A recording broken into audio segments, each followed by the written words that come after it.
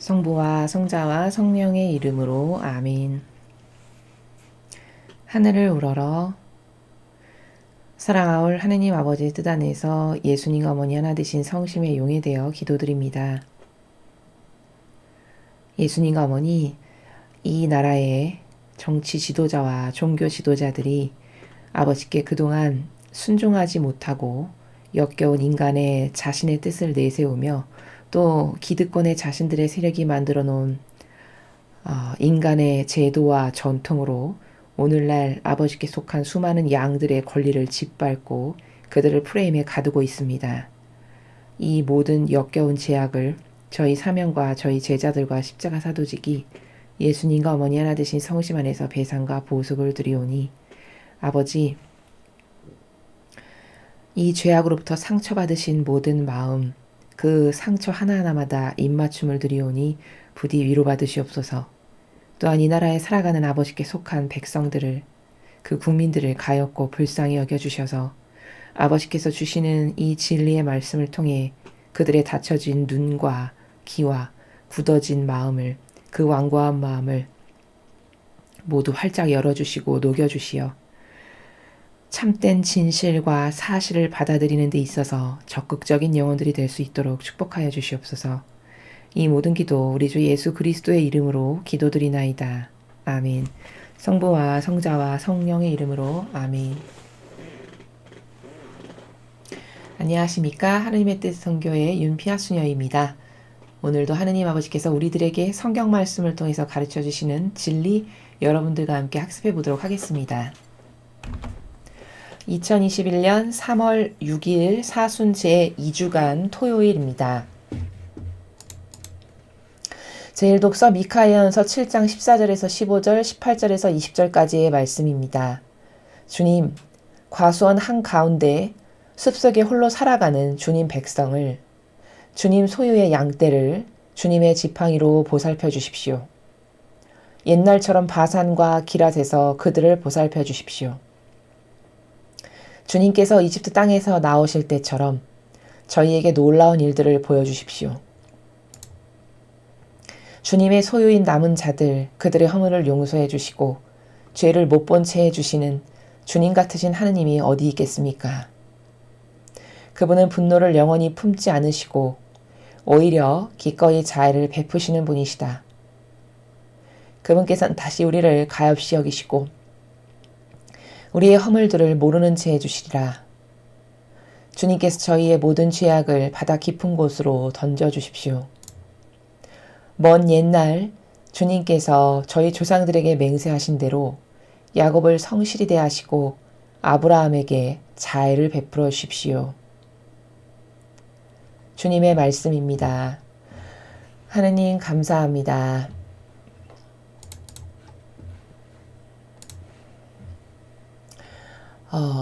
오늘 여러분께서 저와 함께 보신 일독서의 내용은 그 미카 예언서입니다.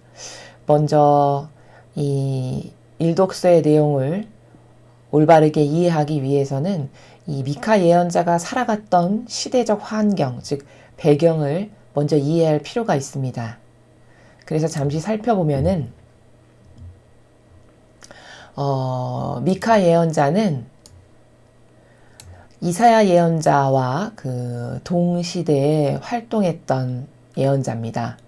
그리고 이 미카 예언자가 활동했던 시대는 이미 분열왕국 시대로서 그 이스라엘이 북이스라엘이 먼저 망했죠. 이 미카 예언자는 남유다 때 아하즈 임금의 그 통치 후반기 때부터 히즈키야 임금, 그 다음이 히즈키야인데 히즈키야 임금 시대, 그 두 임금의 시대에 걸쳐서 예언직을 수행했던 그런 예언자입니다. 그리고 또한 이 미카 예언자가 활동했던 시대는 북이스라엘이 망했습니다. 먼저. 그래서 북이스라엘이 망했기 때문에 더불어 남유다까지도 그런 환경적 요소나 영향으로 인해서 굉장히 혼란하고 또 이상한 우상 숭배도 많이 했고, 그리고 이렇게 마지막 시대이다 보니 올바른 백성을 이끄는 리더 하나 없었던, 그랬던 혼란과 혼돈과 공정과 정의라는 것은 찾아볼 수 없었던 그런 시대에 활동했던 예언자입니다. 자, 그러면 그런 시대적 배경을 이제 알고 우리가 이 내용을 보면,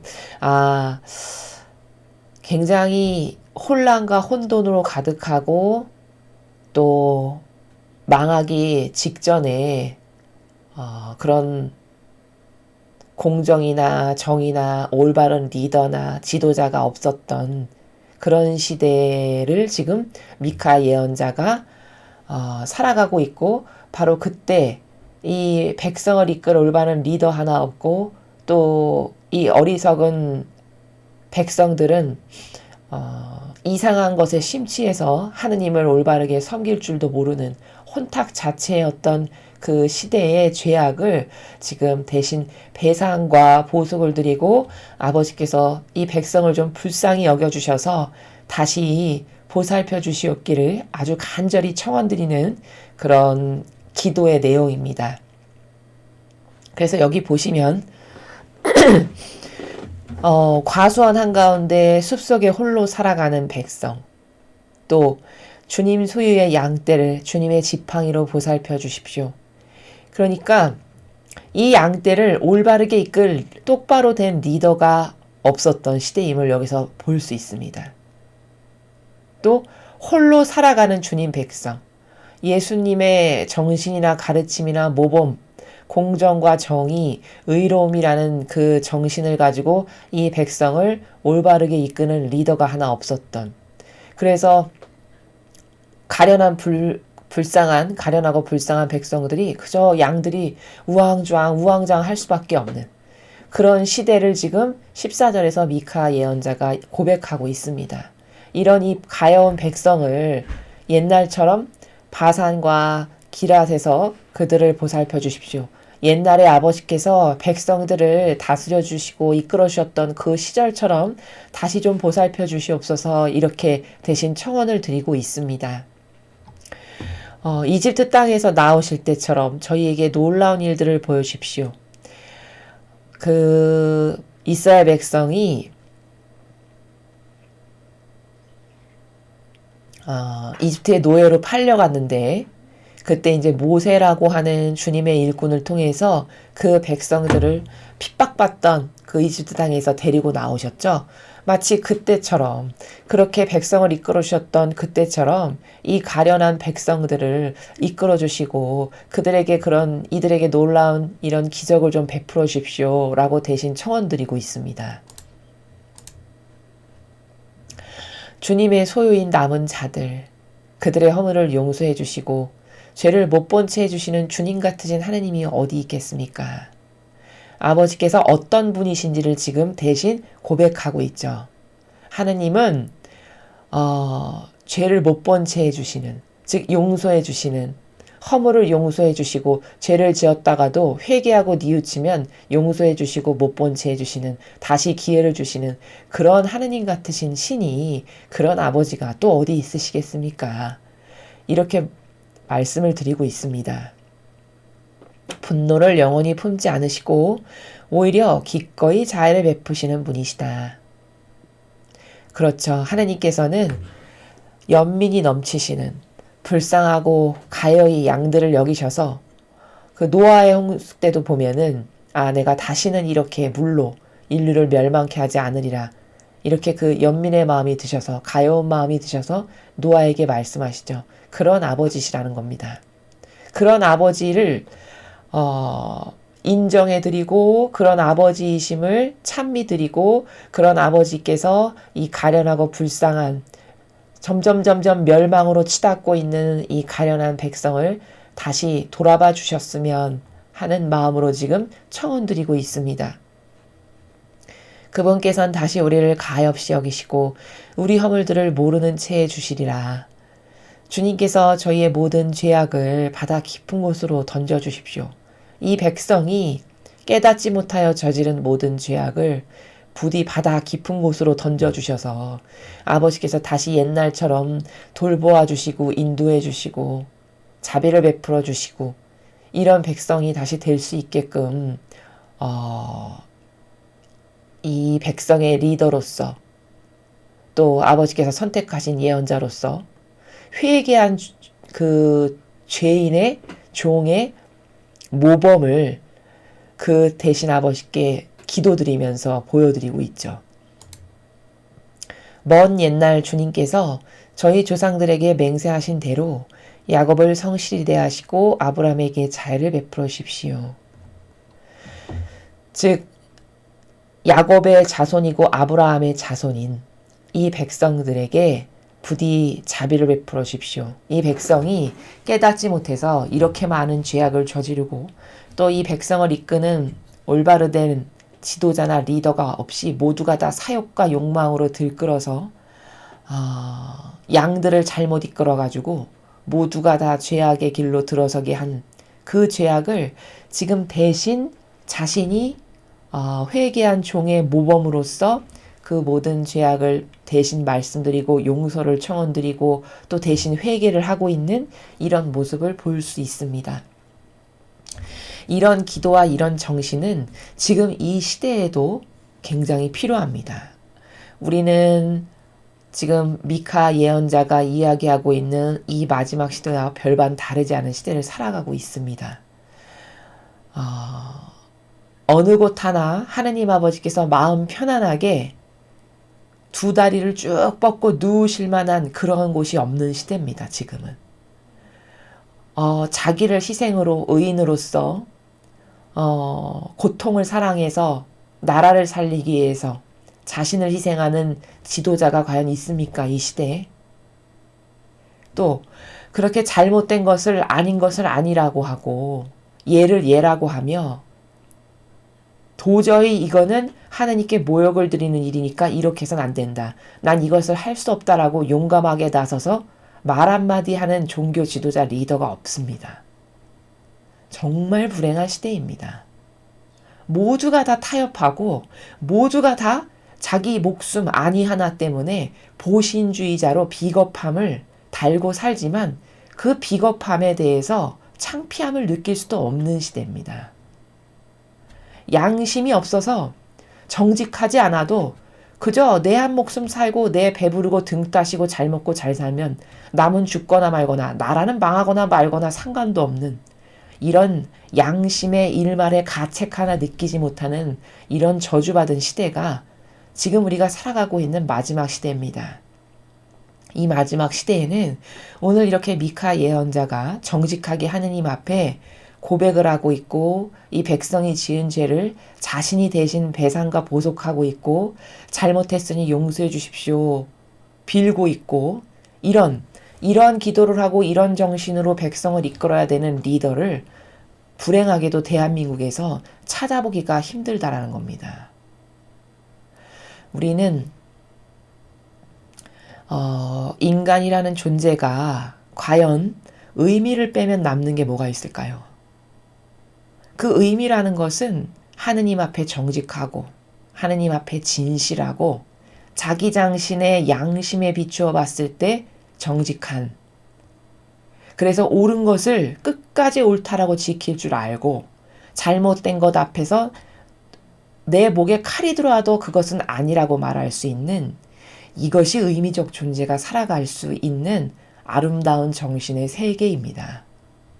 그런 정신의 세계를 살 수 없다면 비록 목숨이 붙어 있어서 밥을 먹고 살아간다 한들 그게 뭐 그렇게 큰 의미가 있겠습니까?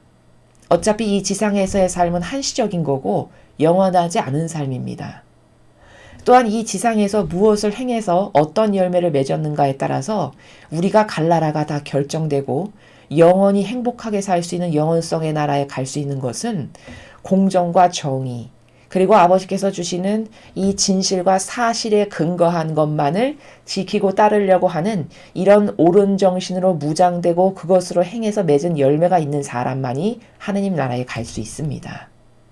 그럼 여기서 기껏 해봤자 80, 90, 길어봤자 100살의 그 살아가는 그 세월을 영원성도 아닌 그 세월에서 그토록 자기를 위해서 애쓰고 안위를 누리기 위해서 온갖 거짓과 타협하고 마귀와 하나 되고 협력하고 동조하며 그 목숨을 연명한다 한들 그게 뭐 그렇게 대단한 의미가 있겠습니까? 어차피 다 지나갈 일들이고 영원하지도 않은 삶인데 인간은 근시안적이면 절대 자신을 진정으로 위하는 삶이 무엇인지를 깨달을 수 없습니다. 이런 근시안적인 소경인 그 자신의 상태를 깨닫고 과연 정말 나의 영혼이 복받는 길은 내가 하느님 앞에 부끄럽지 않게 살아갈 수 있는 길은 무엇인가? 그것에 대한 세심한 성찰이 필요하고 특히 이 나라에서 주도적인 위치를 살아가는 리더와 지도자들이라면 이런 미카 예언자와 같은 회개의 기도를 할 수 없다. 이런 미카 예언자와 같은 나에게 보내주시고 맡겨주신 양들, 국민들을 위해서 희생하라고 맡겨주신 그 리더와 지도자의 위치에 앉아서 이런 정직한 양심 바르고 회개한 종의 모범으로서의 기도를 드릴 수 없다면 그건 그 리더의 지도자로서의 직분을 올바르게 수행하지 못한 겁니다. 그런 사람은 차라리 그 자리에 앉지 않는 것이 더 낫습니다. 왜냐하면 예수님께서는 너는 차라리 나를 몰랐던 것이 낫다. 그렇게 말씀하셨기 때문입니다. 높은 자리, 높은 직함, 높은 명예, 권한, 돈, 높이 올라가는 것만을 좋아할 것이 아니라 그것을 주셨을 때는 그것에 상응하는 것을 반드시 열매 맺지 못하면 차라리 평범하고 소박하고 착하게 소시민으로서 그렇게 정직하게 살아가는 그런 국민보다 훨씬 못한 영원히 꺼지지 않는 지옥의 불구덩이에 던져질 수밖에 없는 그런 정직한 하느님의 공정의 심판이 자신 앞에 기다리고 있다는 것을 반드시 깨달아야 할 것입니다.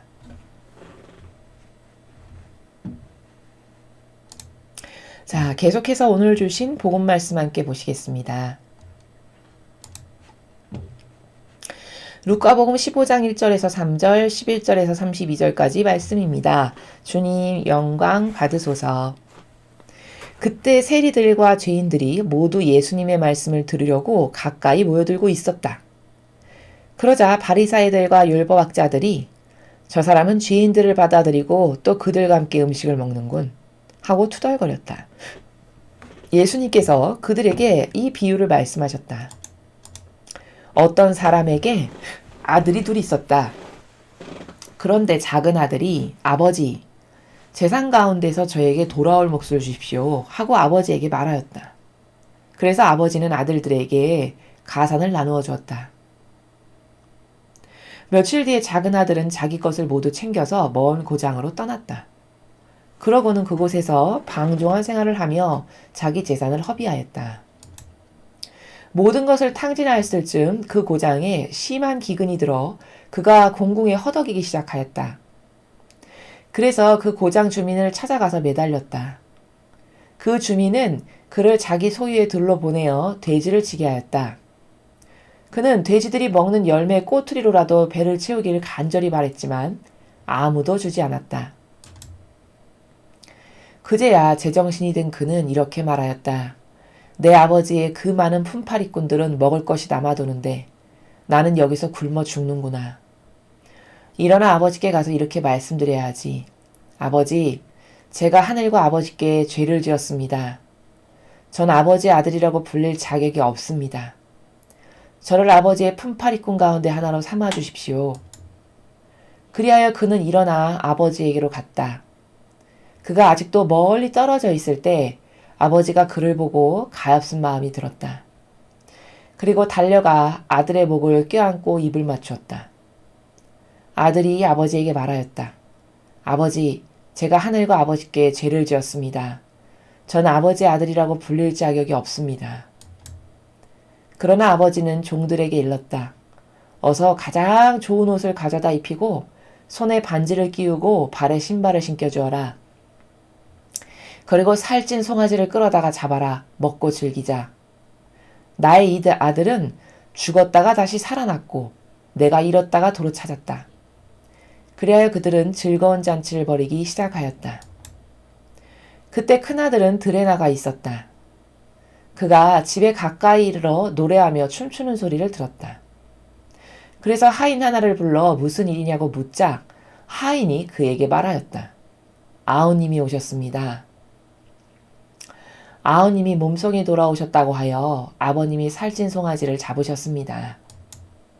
큰아들은 화가 나서 들어가려고도 하지 않았다.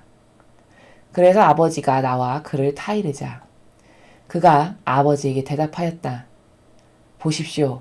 저는 여러 해 동안 종처럼 아버지를 섬기며 아버지 명을 한 번도 어기지 않았습니다. 이러한 저에게 아버지는 친구들과 즐기라고 염소 한 마리 주신 적이 없습니다. 그런데 창녀들과 어울려 아버지의 가산을 들어먹은 저 아들이 오니까 살찐 송아지를 잡아주시는군요. 그러자 아버지가 그에게 일렀다. 얘야, 너는 늘 나와 함께 있고 내 것이 다 네 것이다. 너의 저 아우는 죽었다가 다시 살아났고 내가 잃었다가 되찾았다. 그러니 즐기고 기뻐해야 한다. 주님의 말씀입니다. 그리스도님 찬미합니다. 자, 그 유명한 돌아온 탕자의 그 내용입니다. 우리는 하느님 아버지께서 자비하시다, 사랑이 가득하시다 라고 말할 때 바로 이 복음의 비유를 들어서 말씀드릴 수 있습니다. 하느님은 진정으로 자비하십니다. 자, 그런데 거기에는 반드시 원리가 하나 담겨 있습니다. 그게 바로 무엇이냐면 아버지께서 그렇게 영혼에게 자비로우신 이유는 32절에 이렇게 말씀하시죠. 너의 저 아우는 죽었다가 다시 살아났고 내가 잃었다가 되찾았다. 그러니까 즐기고 기뻐해야 된다. 바로 이 이유 때문에 그 작은 아들이 와서 회개한 것을 그토록 기뻐하시는 겁니다. 무슨 말이냐? 천상의 책에 보면은 예수님께서 그런 말씀을 하십니다. 영혼은 똑같은 영혼을 절대 만들 수가 없기 때문에 예를 들어 이렇게 제가 여기 있는데 저하고 똑같은 영혼을 두 번 다시 만들 수가 없다는 겁니다.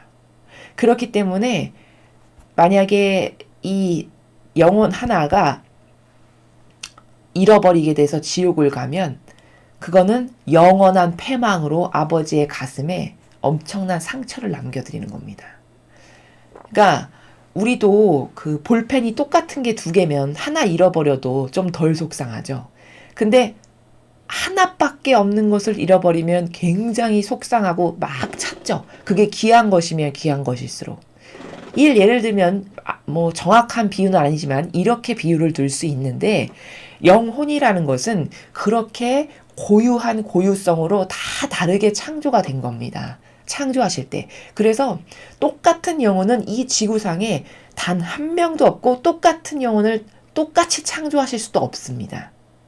그래서 유일무이한 겁니다. 영혼이 하느님 아버지께는. 그렇기 때문에 그런 유일무이한 영혼이 지옥을 간다는 것은 아버지 마음에 너무나도 아픈 상처고 또 그 10손가락 깨물어서 안 아픈 그 손가락 없다라고 부모님들이 말씀하시듯이 아무리 부족해도 그 고유한 유일성 하나를 잃어버린 것은 손가락 하나가 잘려나간 것과 똑같은 슬픔이고 아픔이신 거죠. 아버지의 마음에는. 그렇기 때문에 그 영혼 하나가 회개하고 뉘우쳐서 아버지께 다시 돌아오는 것은 너무너무 아버지께는 기쁨이고 행복이고 그것보다 더한 기쁨은 없을 만큼 이렇게 기뻐하신다는 겁니다.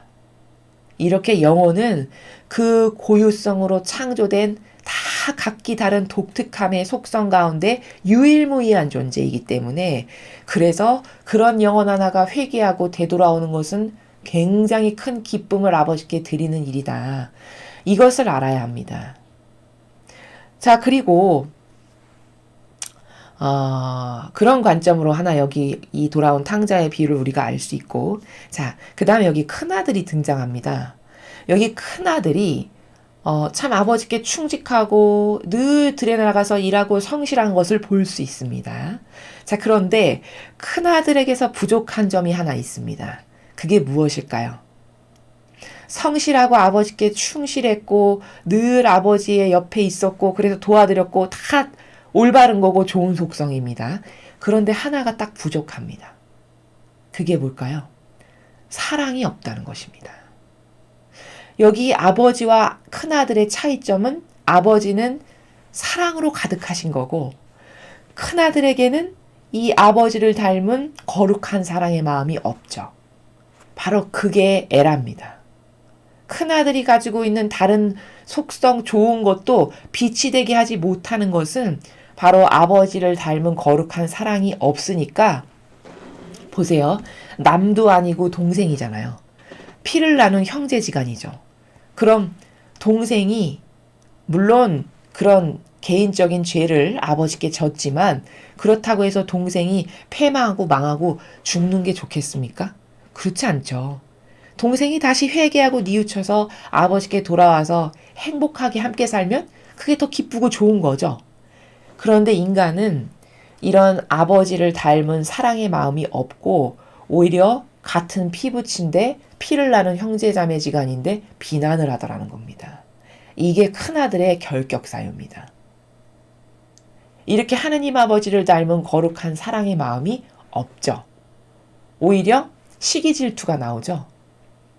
아니 나는 여태까지 종처럼 일했는데 나에게는 그런 것 하나 고기 하나 잡아주시지 않으면서 온갖 나쁜 짓은 다 하고 온 쟤는 저렇게 뭘 잘했다고 와서 잡아주고 뭐 잔치를 베풀고 그러지?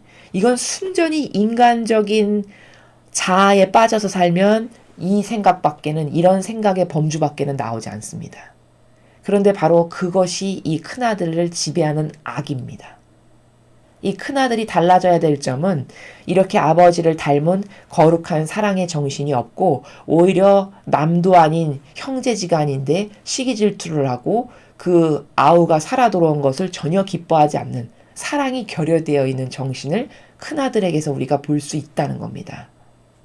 그럼 다른 아무리 모든 것을 잘했지만 이 거룩한 사랑의 정신이 없기 때문에 결격 사유가 되겠죠. 바로 그 모습을 볼 수 있습니다. 자, 그리고 마지막 세 번째 관점. 오늘 지금 이 비유를 예수님께서 드실 때 전반부에 바리사 율법학자들이 저자는 죄인과 함께 노는군, 죄인과 함께 음식을 먹는군 이렇게 비난했습니다. 그런데 그 죄인이라고 일컫는 무시하고 깔보는 그 창녀, 세리, 죄인들이 바로 너희들보다 더 하늘나라 가기 쉽다라는 비유를 지금 드시는 겁니다. 사실은. 이 비유를 드시는 이유는 바리사의 율법학자들에게는 착각이 있어요. 나는 깨끗한 존재, 하느님 앞에 대단한 존재, 괜찮은 존재, 난 그래도 너네처럼 저급하진 않지. 마치 이런 착각 가운데 살아가는 존재들이 바리사 율법학자들입니다. 근데 제가 다른 강의에서 말씀드렸듯이 이 바리사이나 율법학자와 같은 속성을 가진 이 악의 특징이 뭐냐? 절대 회개가 일어나지 않는다는 겁니다. 무슨 착각 때문일까요? 자기가 쓸만하고 괜찮고 똑똑하고 난 이 정도는 아니지라고 하는 바로 그 정신 때문에 이 영혼들 안에서는 회개가 일어나지 않습니다. 그러나 차라리 창녀, 세리, 죄인, 그 당시에 살아가던 사람들이 다 무시하고 깔볼 만한 그런 존재들은 오늘 이렇게 돌아온 탕자, 둘째 아들과 같이 그들에게는 회개할 수 있는 이런 솔직담백한 순수성이 있다라는 것을 말씀하시는 겁니다. 그래서 오히려 너희들보다 이들이 하늘나라에 더 먼저 간다. 다른 복음에서 그렇게 말씀하셨죠. 예수님께서. 바로 왜 그러냐. 이렇게 작은 아들의 장점이 뭐죠? 물론 작은 아들이 아버지께 죄를 짓기는 했죠. 그러나 잘 생각해 보면 여러분 이 세상에서 인간은 다 원죄를 포함한 죄악을 갖고 있습니다. 죄 짓지 않는 사람은 단 한 명도 없습니다. 이 지상에서 인간이라고 하는 존재는 자기가 깨닫지 못할 뿐이지 모두 죄악을 갖고 있습니다. 문제는 뭐냐면 그럼 누가 다 죄인인데 하느님 앞에 진실하고 순수하고 솔직담백하게 그 죄악을 회개하고 뉘우칠 수 있느냐라는 거죠. 모두가 죄인이라면. 그런데 가만히 보니 그런 모든 사람들이 깔보고 무시했던 세일이나 차악녀나 죄인들의 속성은 굉장히 단순성이 있고 정직성이 있고 순수성이 있다는 게 특징입니다. 그래서 그 죄인들은 이렇게 둘째 아들과 같이 물론 죄악을 졌지만 그 바닥을 보았을 때, 자신의 죄악으로 인해서 바닥을 맞닥뜨렸을 때 바로 회개를 하고 바로 뉘우치고 아버지께 돌아오는 이런 단순성과 순수성과 정직성이 있다는 것을 여기서 볼 수 있는 겁니다. 그래서 오히려 그런 차악녀나 세일이나 죄인은 하느님께 이렇게 진실의 나라에서, 여기 이 작은 아들의 속성이 얼마나 훌륭하냐면요, 여러분. 여기 보십시오.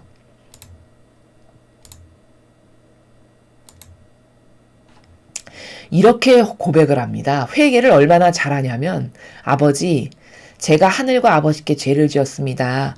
저는 아버지의 아들이라고 불릴 자격이 없습니다. 여기 이 인자가, 훌륭한 인자가 보이는데 그게 뭐냐면 이 정도로 정직하고 이 정도로 순수한 겁니다.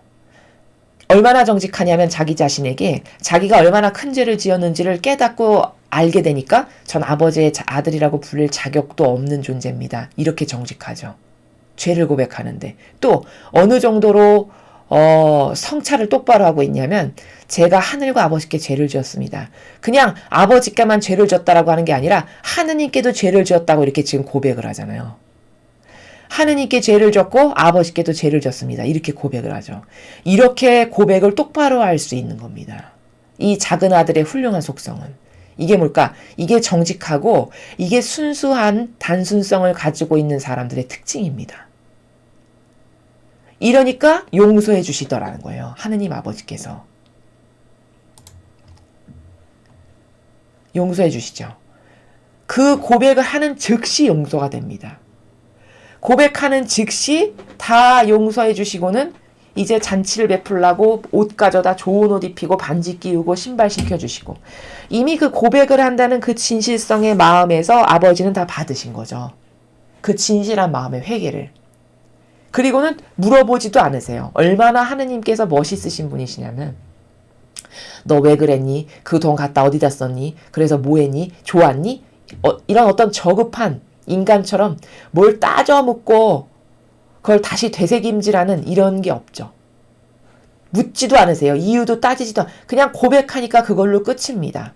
그리고는 바로 회개하셔서 이런 잔치를 베푸시는 이 자비가 하느님의 이런 명쾌하고 이렇게 우리의 인간적인 표현으로 하면 이걸 쿨하다고 하죠.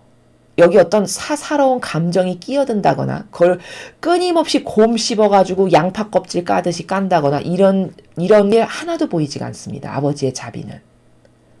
묻지도 않고 따지지도 않고 바로 잔치를 베푸세요. 이런 위대하신 아버지의 자비, 이런 거룩한 사랑의 속성을 우리가 닮아야 하는 거고 이 작은 아들에게서 배워야 될 거는 21절에 이렇게 회개를 할 수 있는 이런 단순성과 정직성.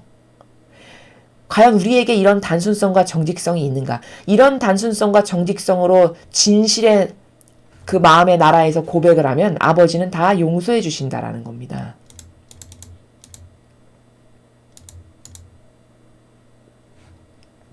이거를 배워야 됩니다. 여기 19절도 이렇게 고백을 하죠. 내가 가서 죄를 아버지께 이렇게 회개하고 뉘우쳐서 고백해야지. 아버지, 제가 하늘과 아버지께 죄를 지었습니다. 여기도 또 하늘과 아버지께 죄를 지었다고 고백해요. 하느님께 아버지께 죄를 지었다라고 이렇게 정직하게. 저는 아버지 아들이라고 불릴 자격이 없습니다. 굉장히 정직하죠. 자기가 지은 죄에 응당하는 대가를 받겠습니다. 이 정도로 정직한 겁니다.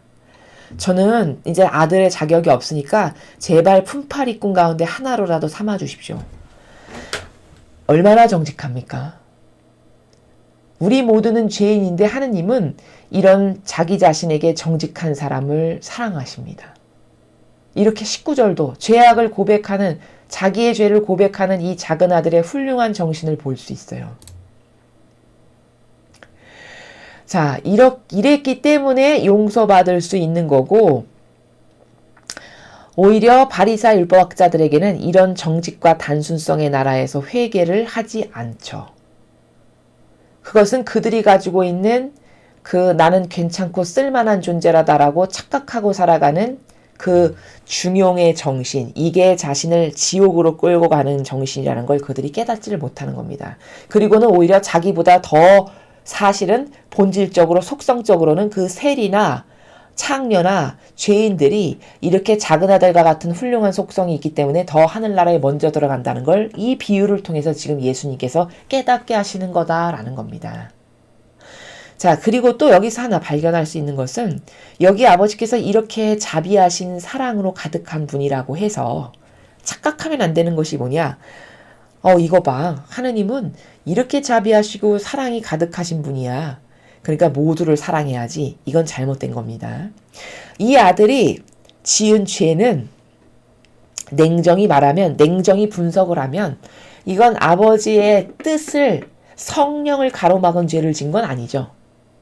이 아버지와 둘째 아들 간의 1대1의 개인의 관계성 가운데에서 지은 죄악이지, 이 작은 아들이 성령을 거스른다는 건 이런 죄를 말하는 겁니다. 아버지께서 뜻하시는 바가 있어서 인류에게 어떤 이런 은총을 주기를 원하시고 이런 축복을 주기를 원하시는 어떤 이런 아버지의 원대한 계획이 있으신데, 그 아버지의 원대한 계획을 물길을 가로막는 것처럼 딱딱 가로막는, 이게 성령을 가로막는 죄입니다. 그러므로 이런 죄악에 해당할 수 있는 직분은 교회 지도자와 리더 있죠. 높은 직함과 권한을 가진 이런 사람들이 충직한 종으로 살지 못할 때 아버지의 뜻을 가로막는 죄악을 저지르기가 가장 쉽습니다. 이 작은 아들의 죄는 냉정히 말하면 그런 아버지의 뜻을 가로막는 물길을 돌리는 죄악을 저지른 건 아닙니다. 이건 그냥 단순히 한 개인의 부족함이 아버지께 그 개인 대 개인으로 지은 죄악이지, 이것이 하느님의 백성에게 흘러가야 될 샘물을 가로막았거나 아버지께서 뜻하시는 바가 있어서 인류에게 주시고자 하시는 사랑이 있는데 그것을 가로막는 이런 죄악을 저지른 건 아니라는 겁니다. 그렇게 성령을 가로막고 아버지의 뜻을 가로막은 죄는 용서 못 받는다라고 예수님이 말씀하신 그 죄가 아닌 기타 모든 죄악은 이렇게 다 작은 아들과 같은 진실성과 정직성과 단순성의 나라에서 진심으로 뉘우쳐서 고백을 하고 회개를 하면 아버지는 다 용서하시는 분이시다. 왜냐? 아버지께는 모든 영혼이 각각의 고유성으로 유일무이한 존재이기 때문에 그 영혼 하나가 패망하는 것을 절대 원치 않으신다는 겁니다. 다시는 똑같은 영혼을 만들 수 없기 때문이라는 겁니다. 부모님들도 아무리 어떤 자식 하나가 소위 그 부모의 마음을 갈갈이 찢는 죄를 매일 저지르는 그런 자식이라고 해도 결코 그가 불의의 사고로 순식간에 죽거나 뭐 어떤 사형의 그 벌을 받거나 이런 식으로 비참하게 죽는 걸 바랄 부모님은 아무도 없습니다. 아무리 그 자식이 속을 썩인다고 해도. 그건 바로 무엇일까요? 그 부모님에게는 그 자식이 아무리 부족하고 그리고 남들이 보았을 때 아무리 죄인이라고 한다 한들 회개하고 돌아오기를 바라지, 그 자식이 비참하게 죽길 바랄 부모님은 이 세상에 죄악으로 가득한 인간 세상에도 부모 자식 간에 그럴 부모님이 안 계시다는 것입니다. 그럼 하느님 아버지께서는 어떠하실까요? 아버지는 자비하신 사랑이라는 게 과연 어떤 것인가라는 것을 오늘 이 돌아온 탕자의 비유에서 우리가 잘 깨달아야 됩니다. 우리는 하느님 앞에 정말 크나큰 이 돌아온 탕자도 같은 죄인입니다. 우리가 깨닫지만 못할 뿐이지, 우리의 이 자아와 역겨운 우리의 뜻으로 매일 아버지보다 그걸 우선시하면서 내 자아를 왕처럼 떠받들면서 살아온 세월이 수십 년입니다. 그 수십 년 동안 얼마나 하느님 아버지께 그 심장에 대못을 받고 갈갈이 찢어드리는 그 아픔을 매일 드렸을까를 오늘 이 돌아온 탕자의 비유를 통해서 스스로 잘 성찰해 봐야 합니다. 그리고 우리도 단순성과 정직성의 나라에서 그리고 그 진실한 마음으로 내가 그동안 얼마나 아버지를 힘들게 해드리고 모욕과 역겨움을 드렸는지를 깨닫고 발견해서 이렇게 돌아온 탕자와도 같은 회개를 이 사순 시기에 아버지께 꼭 드릴 수 있는 그런 우리들이 되어야 하겠습니다. 이상으로 2021년 3월 6일 사순 제2주간 토요일 복음 해설을 마치겠습니다. 감사합니다.